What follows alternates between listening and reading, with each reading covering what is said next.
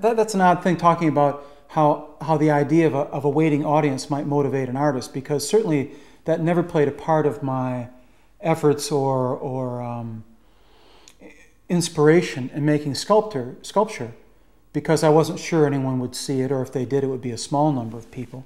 And I think when I was doing the Garden of Abdul Ghazazi, I had that same feeling, but because I discovered there was an audience for the Garden of Abdul Ghazazi, I anticipated that there would be one for the next book I wrote, and I think that created a little bit of motivation for me.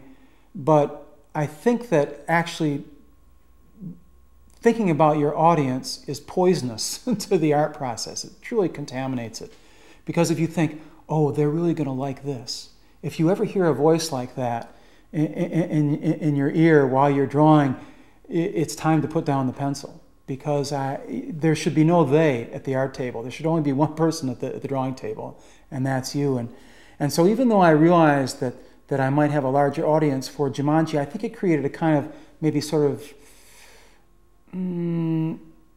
excitement in me, maybe. But I've always tried to guard against the idea of having an audience have any effect on me as a creator.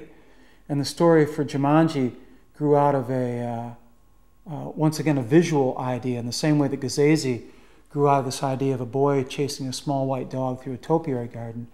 In Jumanji, I was interested in this, what I refer to as kind of a cognitive dissonance, disparate things juxtaposed. And in the case of Jumanji, it's the very comforting and secure idea of these domestic interiors, but there's something that doesn't belong there, which is namely a python or a group of wild monkeys.